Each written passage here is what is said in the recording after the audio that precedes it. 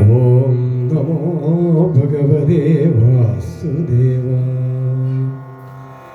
സുഹൃത്തുക്കളായ സജ്ജനങ്ങളെ, നമ്മൾ പ്രഹ്ലാദ ചരിതം പാരായണം ചെയ്ത് തുടങ്ങുകയാണ്. പ്രഹ്ലാദ ചരിതത്തിലേക്ക് കടക്കുന്നതിന് മുമ്പ് ഇതിൻ്റെ കഥാഭാഗമെല്ലാം എല്ലാവർക്കും അറിയാവുന്നതാണ്. ഭഗവാന്റെ പാർഷദന്മാരായി വൈകുണ്ഠ ലോകത്തിൽ വർത്തിച്ചിരുന്നവരായിരുന്നു ജയനും വിജയനും. ബ്രഹ്മാവിന്റെ മാനസപുത്രന്മാരായ സനകാദികൾ ഭഗവാനെ കാണുവാൻ വേണ്ടിയിട്ട് വൈകുണ്ഠ ലോകത്തിലേക്ക് ചെല്ലുന്നു. ഈ ജയവിജയന്മാര് അതിന് അനുവദിക്കുന്നില്ല. അല്പം ബലമായിട്ടെങ്കിലും അകത്തേക്ക് കടക്കാൻ വേണ്ടി ശ്രമിക്കുമ്പോൾ അവരെ പുറത്താക്കാൻ വേണ്ടി ശ്രമിക്കുന്നു ഈ ജയവിജയന്മാര്. ഈശ്വരനെ കാണാതെ കണ്ടു മറയ്ക്കുന്നത് ആസുരീ ബുദ്ധിയാണല്ലോ, അതുകൊണ്ട് നിങ്ങൾ അസുരന്മാരായിട്ട് പോയിട്ട് ജനിക്കുക എന്ന് പറഞ്ഞു. അപ്പൊ അതിന്റെ സാരം, നമ്മളിൽ ഈശ്വരനുണ്ട്, ആ ഈശ്വരനെ മറയ്ക്കുന്നത് ആരാണ്? നമ്മളിലെ ആസുരി ബുദ്ധിയാണ് എന്ന് സാരം. അപ്പൊ അങ്ങനെ ആസുരി ബുദ്ധിയുള്ള ആൾക്കാർ വീണ്ടും അസുരന്മാരായിട്ട് തന്നെ ജനിക്കത്തുള്ളൂ, ഇല്ലേ? അതുകൊണ്ട് ആ ആസുരി ബുദ്ധിയെ ഇല്ലായ്മ ചെയ്യുവാനുള്ളതായ മാർഗമാണ് ഇവിടെ പറയുന്നത്. ഹിരണ്യാക്ഷനും ഹിരണ്യകശിപുവുമായിട്ട് വന്ന് അവർ ജനിക്കുന്നു. ഹിരണ്യാക്ഷനെ വരാഹാവതാര രൂപത്തിൽ ഭഗവാൻ വധിച്ചതിന് ശേഷം ഹിരണ്യകശിപുവ് തന്റെ ബന്ധുക്കൾക്ക് ഒരുപാട് സാരോപദേശമൊക്കെ ചെയ്യുന്നു. എന്നിട്ട് വിഷ്ണുവിനോട് എതിർക്കുവാൻ ഇപ്പോഴുള്ള ബലം മാത്രം പോരാ എന്ന് വിചാരിച്ചിട്ട് തപസ് ചെയ്യാൻ വേണ്ടി പോകുന്നു. ഹിരണ്യകശിപു തപസ്സിൽ വർത്തിക്കുന്നതായ സമയം ദേവന്മാര് വന്ന് അമരാവതി വളയുന്നു. അസുര സൈന്യമെല്ലാം പേടിച്ച് ഓടുന്നു. ആ സമയത്ത് ഗർഭിണിയായി നിന്ന കയാതുവിനെ, ഹിരണ്യകശിപുവിന്റെ ഭാര്യ കയാതുവിനെ ദേവേന്ദ്രൻ ബലമായിട്ട് പിടിച്ചുകൊണ്ടുപോകുന്നു. ആ ദേവേന്ദ്രനെ മാർഗമധ്യത്തിൽ കണ്ടതായ നാരദ മഹർഷി ദേവേന്ദ്രനെ ശകാരിച്ചതിന് ശേഷം ആ കയാതുവിനെ തന്റെ ആശ്രമത്തിൽ കൊണ്ടുപോയി അവിടെ പാർപ്പിക്കുന്നു. ഗർഭസ്ഥനായിരിക്കുന്ന ശിശു ശ്രേഷ്ഠനാണ് എന്ന് മനസ്സിലാക്കി അമ്മയ്ക്ക് ഉപദേശിക്കുന്നു എന്ന രീതിയിൽ ആധ്യാത്മിക വിദ്യ ഉപദേശിച്ചു കൊടുത്തു. അതെല്ലാം ഗർഭസ്ഥനായ ശിശു കേട്ടു. അങ്ങനെ ഉള്ളില് ആ ജന്മനാ ഉള്ളതായ വാസന, ഈശ്വരീയമായ വാസന ഉള്ളില് ഉറച്ചു. ആ ഭക്തനെ, ഭഗവാന്റെ ഭക്തനെ ഉപാധിയാക്കിക്കൊണ്ടാണ് ഭഗവാൻ നരസിംഹമായിട്ട് അവതരിച്ച് ഹിരണ്യ കശുപുവിനെ വധിക്കുന്നത്. ഈ കഥയെല്ലാം നമുക്കറിയാം. ആദ്യം നമ്മൾ മനസ്സിലാക്കേണ്ടുന്നത്, ഈ ഹിരണ്യകശിപുവും നമ്മളും തമ്മിൽ എന്തെങ്കിലും ബന്ധമുണ്ടോ എന്നാ മനസ്സിലാക്കേണ്ടില്ലേ? അതോ പുറത്തുള്ള ഒരു കഥ മാത്രമാണോ ഇത്? അല്ല. അതിന് തന്നെ ആചാര്യന്മാര് അതിന്റെ അർത്ഥം പറഞ്ഞിട്ടുണ്ട്. ഹിരണ്യ കശഗതിരേവ ഇത് കശിപു. അതായത് ഈ ഭൗതിക വിഷയങ്ങൾ, ദുഃഖാത്മകമായ ഭൗതിക വിഷയങ്ങളിലേക്ക് നമ്മൾ പോലും അറിയാതെ കണ്ട നമ്മളുടെ മനസ്സിനെ ഏതോ ഒരു ശക്തി പിടിച്ചുകൊണ്ട് പോകുന്നുണ്ടല്ലേ? വേണ്ട എന്ന് നമുക്ക് തോന്നുന്നതിൽ പോലും നമ്മുടെ മനസ്സിനെ കൊണ്ടുപോകുന്നുണ്ട് ഏതോ ഒരു ശക്തിയില്ലേ? ഇങ്ങനെ ദുഃഖാത്മകമായ ഈ ഹിരണ്യങ്ങളിലേക്ക്, അതായത് ഭൗതിക വിഷയങ്ങളിലേക്ക് മനസ്സിനെ കൊണ്ടുപോകുന്ന ശക്തിയുടെ പേരാണ് ഹിരണ്യകശിപു. ഹിരണ്യ കശഗതിരേവ ഇത് കശിപു. കേൾക്കുന്നുണ്ടല്ലോ അല്ലേ? അപ്പൊ ഈ ഹിരണ്യകശിപു നമ്മുടെ ഉള്ളിൽ കിടക്കുമ്പോൾ നമ്മൾ പുറത്ത് കഥ വായിച്ചിട്ട് കർപ്പൂരം കത്തിച്ചുകൊണ്ട് വല്ല കാര്യമുണ്ടോ? നമ്മുടെ ഉള്ളിലെ കശിപു അല്ലേ പോകേണ്ടത്? എങ്കിലല്ലേ നമുക്ക് ഈശ്വരനെ കാണാൻ പറ്റത്തുള്ളൂ. അപ്പൊ അതിന് ആദ്യം നമ്മൾ മനസ്സിലാക്കേണ്ടുന്നത്, ഈ ഹിരണ്യകശിപുവിനെ അങ്ങനെ പെട്ടെന്ന് കൊല്ലാനൊന്നും പറ്റത്തില്ല. 18 ശാസ്ത്രങ്ങൾ പഠിച്ചു എന്നതുകൊണ്ടും ഹിരണ്യകശിപു ഇല്ലാതെ കണ്ടാകത്തില്ല. കാരണം ശാസ്ത്രം പറയുന്നത് എന്നാ പ്രവചനേന ലഭ്യ, കുറെ കാര്യങ്ങൾ ഇങ്ങനെ പ്രവചിച്ചത് കൊണ്ടോ പറഞ്ഞത് കൊണ്ടോ ഒന്നും ഉള്ളിയിരിക്കുന്ന ഹിരണ്യകശിപു പോവുമോ? ഒന്നും പോകത്തില്ല. ഈ ഈശ്വര ചൈതന്യം, നമ്മുടെ ഉള്ളിയിരിക്കുന്ന ഈശ്വര ചൈതന്യം നിത്യം സർവഗത സ്ഥാണു അചലോയം സനാതനം അല്ലേ? അത് എപ്പോഴും ഉള്ളതാണ്, എന്നും ഉള്ളതാണ്. പ്രപഞ്ചം ഉണ്ടാകുന്നതിന് മുമ്പും ഉണ്ട്, ഇപ്പോഴും ഉണ്ട്. പ്രപഞ്ചം ഇല്ലാതെ കണ്ടായാലും ഈ ആത്മാവ് ഉണ്ടായിരിക്കും നിത്യം. സർവഗത, അത് എല്ലായിടത്തും ഒരുപോലെ വ്യാപരിച്ചിരിക്കുന്നതാണ്, സർവഗതമാണ്. സ്ഥാണു അചലോയം, ഇത് സ്ഥാണുവിനെ പോലെ, കുറ്റിയെ പോലെ നിശ്ചലമായി നിൽക്കുന്നതാണ്.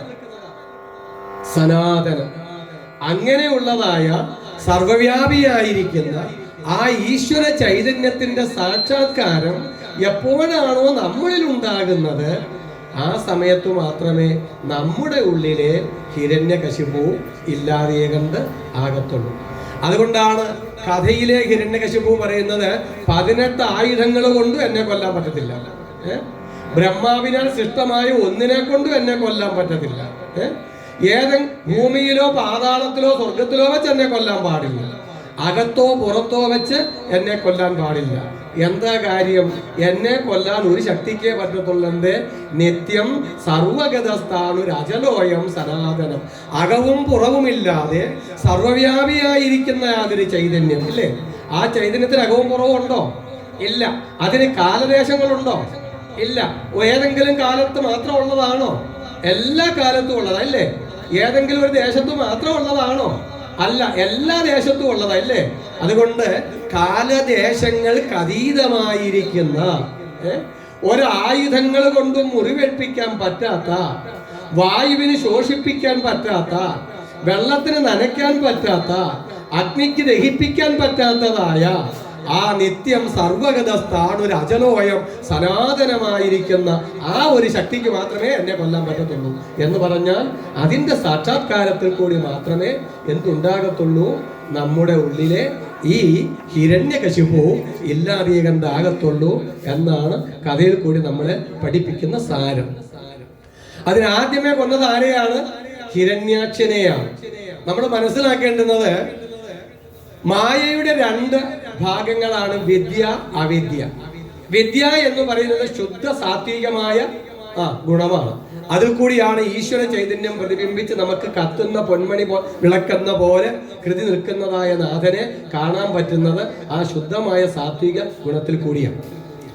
രജോ ഗുണത്തിന്റെയും തമോ ഗുണത്തിന്റെയും കലർപ്പാണ് അവിദ്യ. ആ അവിദ്യയാണ് ഈശ്വര്യതയെ മറയ്ക്കുന്നത് അല്ലേ? അതിലെ തമോ ഗുണമാകുന്നതായ ആ ഹിരണ്യകശിപു നമ്മളിൽ ഹിരണ്യാക്ഷൻ നമ്മളിൽ ആവരണമായിട്ട് നിന്നു. അടുത്തത് വിക്ഷേപ ശക്തിയായിട്ട്, വിക്ഷേപം ആവരണം, ഈ 2 ശക്തികൾ അതിങ്കേ നുദിച്ചു ഹരിനാരായണായ നമ എന്ന് കേട്ടില്ലേ? ആ വിക്ഷേപ ശക്തിയായിട്ട് ഇതാ രജോ ഗുണാത്മകനായിരിക്കുന്നതായ ആര് നിൽക്കുന്നു? ഈ ഹിരണ്യകശിപു നമ്മുടെ ഉള്ളില് നിൽക്കുന്നു. അപ്പൊ എങ്ങനെയാണ് ഹിരണ്യാക്ഷനെ കൊല്ലാൻ ഉള്ള വിധി പറഞ്ഞത്? നിഷ്കാമമായിട്ട് യജ്ഞപുരുഷനാകുന്നതായ വിഷ്ണുവിനെ നിഷ്കാമമായിട്ട് സർവവും ഈശ്വരമയമാണ് എന്നുള്ളതായ സമ്യക് ഭാവത്തോടു കൂടി യജിക്കണം. അതിനകത്ത് സ്വാർത്ഥതാലാഭം ഉണ്ടാകാൻ പാടില്ല. അങ്ങനെ ഒന്നുമില്ലാതെ സർവവ്യാപിയായിരിക്കുന്ന യജ്ഞപുരുഷനാകുന്നതായ വിഷ്ണുവിനെ സമ്യക് ഭാവേന യജതേ, അതായത് എല്ലാം ആ വിഷ്ണുമയം തന്നെയാണ് എന്നുള്ള ഭാവത്തിൽ യജിക്കണം. അതിൽ കൂടി ഏകദേശമായി നിഷ്കാമ കർമ്മം ചെയ്ത് ഏകദേശമായി മനഃശുദ്ധി വന്നു, എന്നാൽ അകക്കാമ്പിൽ കാമം പോയിട്ടില്ല.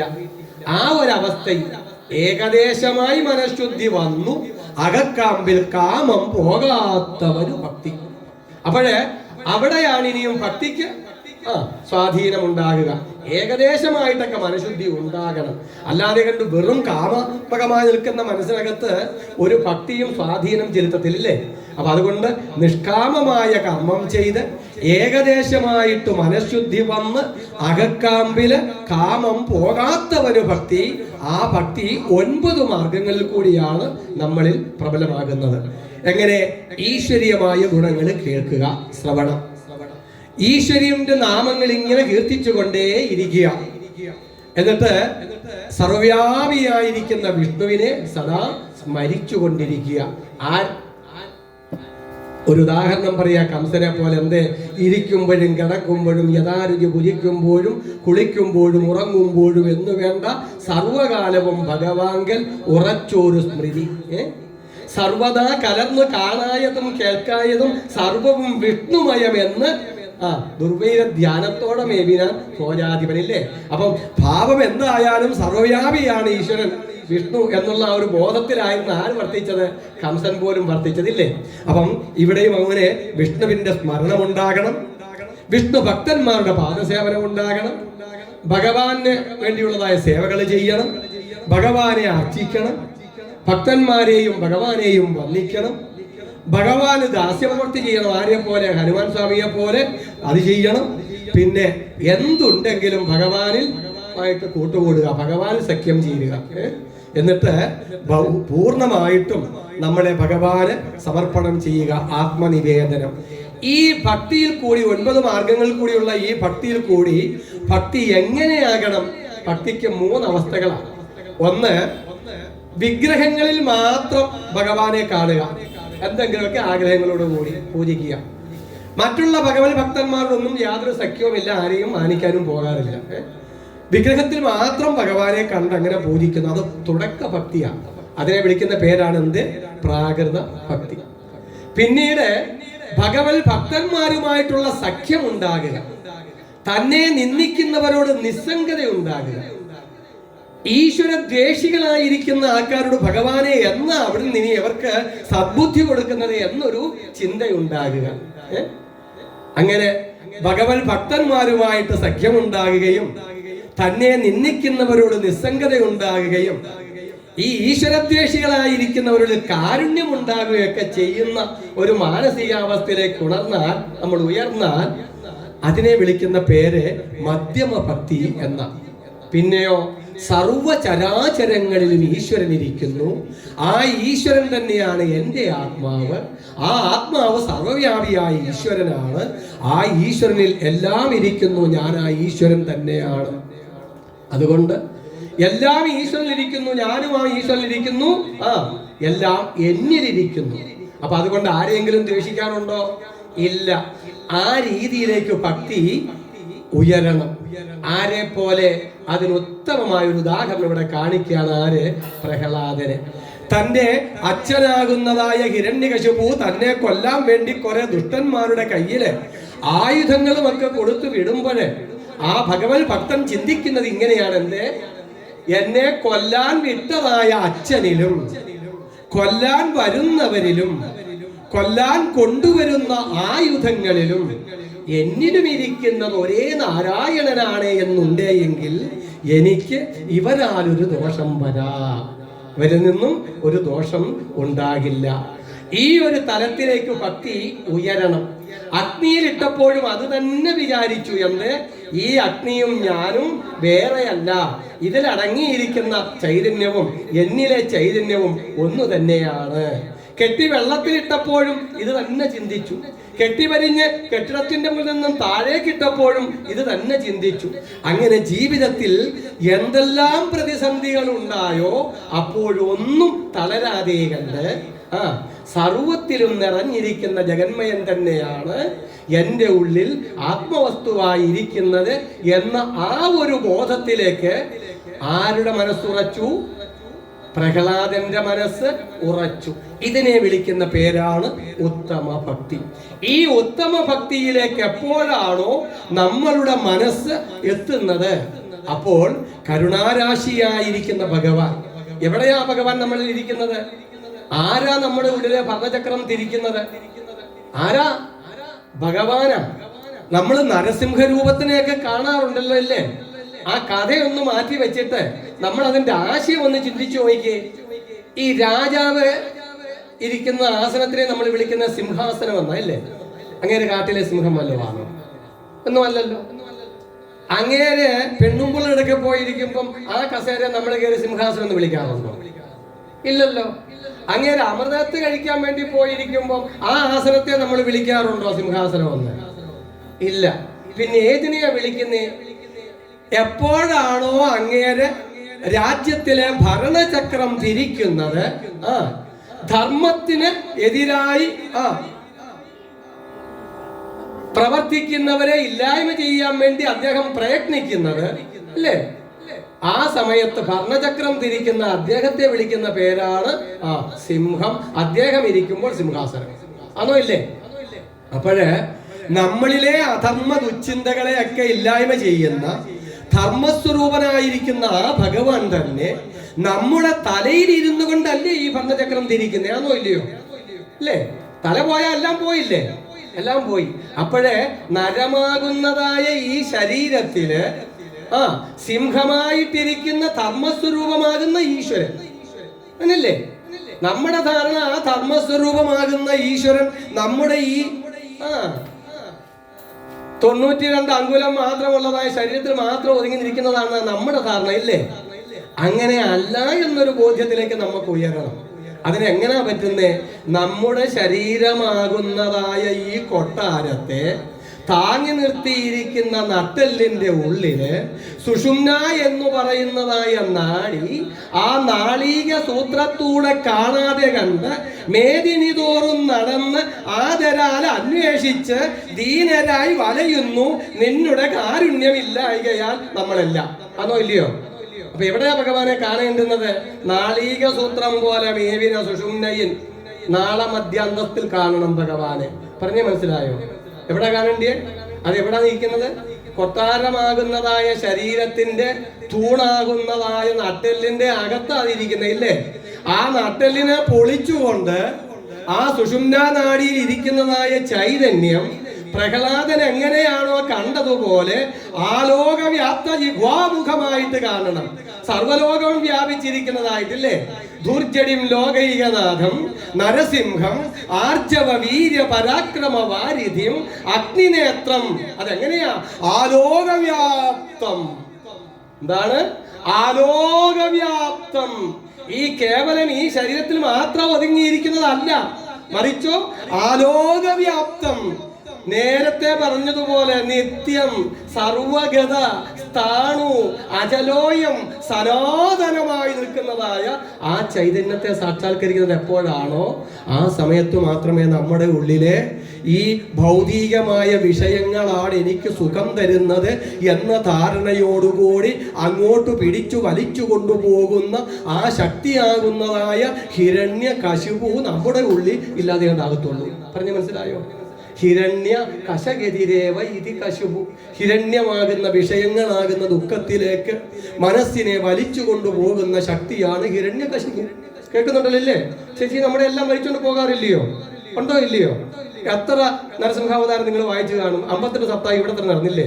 58 കർപ്പൂരാരതിയും കഴിച്ചു ഇല്ലേ? നമ്മുടെ ഉള്ളിൽ ഇപ്പോഴും അവിടെ തന്നെ ഇല്ലയോ ആ കശിപു? അവിടെ ഉണ്ടോ ഇല്ലയോ? ഉണ്ട്. അപ്പൊ എന്റെ അമ്മച്ചി ഇതൊക്കെ കർപ്പൂരാരതിയൊക്കെ വേണമെങ്കിൽ എത്ര വേണമെങ്കിലും കഴിക്കാം. പക്ഷേ പൊരുളറിഞ്ഞ് കഥയറിഞ്ഞ് ആട്ടം കാണണം. വേണോ വേണ്ടായോ? കഥയറിഞ്ഞ് ആട്ടം കാണണം. അതുകൊണ്ട് നമ്മളെല്ലാം പ്രഹ്ലാദനെ പോലെ ആകണം. എന്താണ്? നമ്മളെല്ലാം പ്രഹ്ലാദനെ പോലെ ആകണം. ആയിക്കഴിഞ്ഞാൽ ഭഗവാന്റെ കൃപാകാരുണ്യം നമുക്കുണ്ടാകുമ്പോൾ നമുക്ക് എന്തുണ്ടാകും? ഈ പറഞ്ഞതിനെ നമുക്ക് സാക്ഷാത്കരിക്കാൻ പറ്റും. അപ്പോഴൊരു ആരതി നിങ്ങൾ ചെയ്യണം. എന്താണ്? അപ്പോഴൊരു ആരതി ചെയ്യണം. ചെയ്യേണ്ടി വരില്ല. താൻ തനിക്ക് വേണ്ടി എന്തിനാ ആരതി ചെയ്യുന്നത്? വേണോ? വേണ്ടി വരില്ല. അവിടെയാണ് കഥ പൂർണ്ണമാകുന്നത്. അപ്പം നമുക്കിനി കഥയിലേക്ക് കിടക്കല്ലേ? ഓം നമോ ഭഗവൻ. ഇനി ഞാൻ വായിച്ചാൽ മതിയില്ല, കാര്യമെല്ലാം പറഞ്ഞു കഴിഞ്ഞില്ലേ? ഇനി വായിച്ചു പോയാ പോരെ? ഓം നമോ ഭഗവതേ വാസുദേവായ. മുന്നം ഹിരണ്യാക്ഷനെ സകലേശ്വരൻ പന്നിയായമ്പോടവനി ഉയർത്തുവാൻ കൊന്നള ഉണ്ടായെഴുന്ന പരിഭവം മഞ്ഞുവിൽ മൂടി തളർന്നു ചമകയാ. ഖിന്നനായുള്ള ഹിരണ്യകശിപുവ ഉന്നതനായ ധനുജകുലാധിപൻ. ഭഗവാൻ ഇതൊന്നും ഇഷ്ടപ്പെട്ടില്ല. ഈ പറഞ്ഞ ഒന്നും അദ്ദേഹത്തിന് ഇഷ്ടപ്പെട്ടില്ലല്ലോ. ഓം എന്ത് ചെയ്യും? ചെയ്യും മൈക്ക്. ഓം നമോ ഭഗവതേ വാസുദേവായ. ഓം നമോ ഭഗവതേ വാസുദേവായ. ഓം നമോ ഭഗവതേ വാസുദേവായ.